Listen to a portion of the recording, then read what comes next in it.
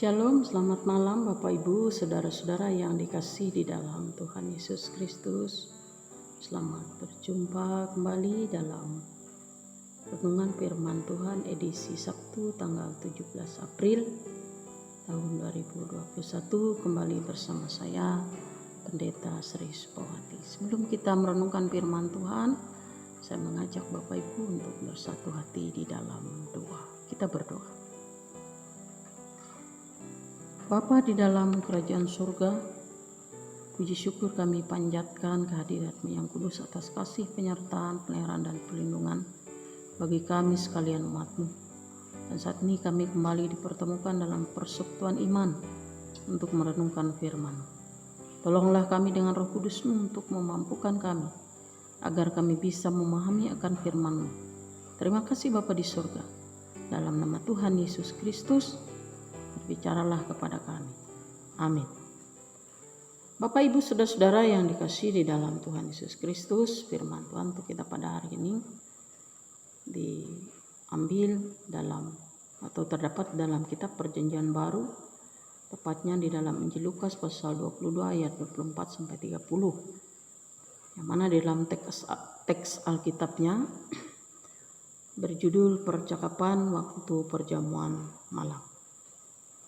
Dan yang menjadi tema untuk kita pada hari ini adalah, atau pada malam hari ini adalah, jadilah pemimpin yang melayani.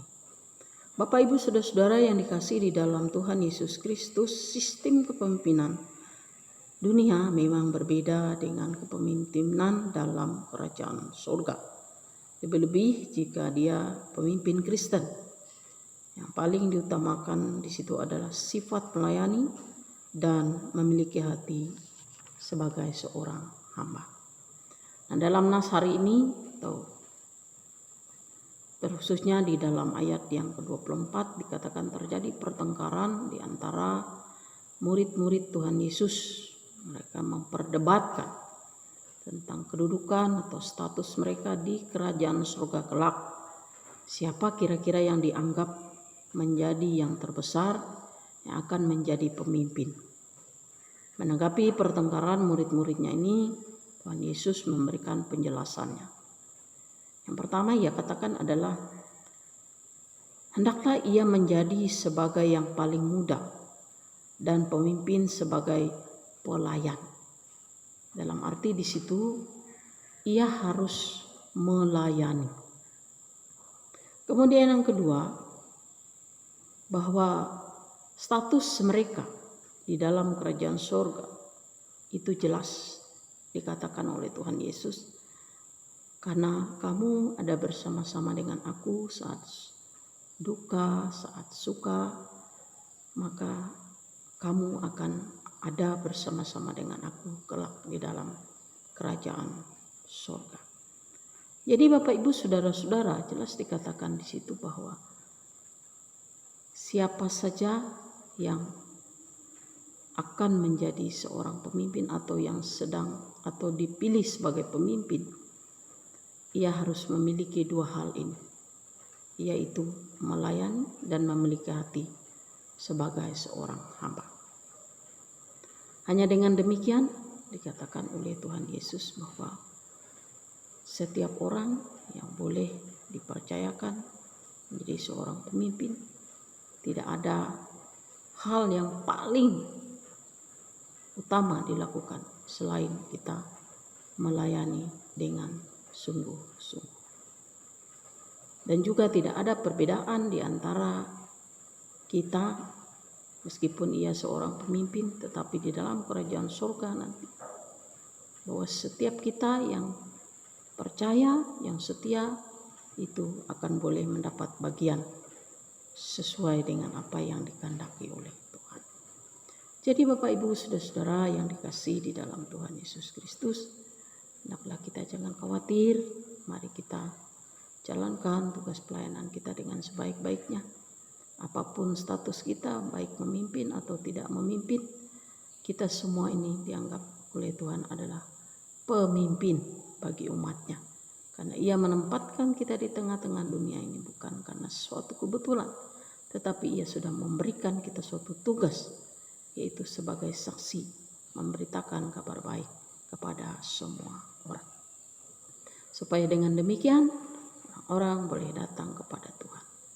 Jadi kalau kita boleh dipercayakan menjadi seorang pemimpin, marilah kita mengingat akan apa yang Tuhan katakan.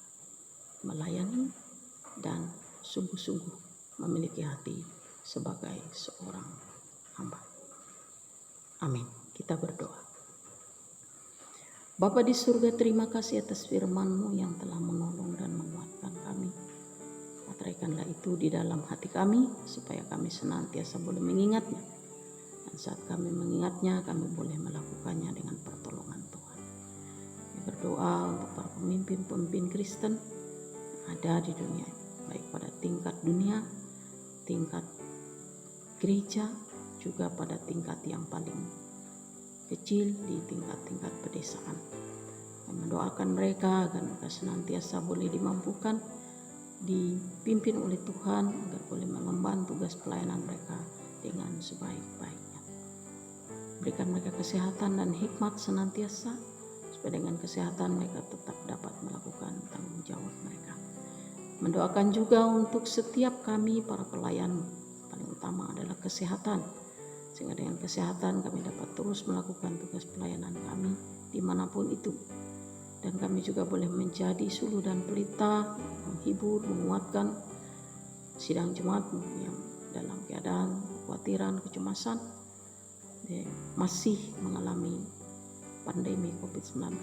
Tolong kami Tuhan, kami senantiasa boleh disatukan dalam iman, saling mendoakan, menguatkan satu dengan yang lain, supaya kami senantiasa percaya bahwa saatnya Tuhan nanti mendengar seru doa kami.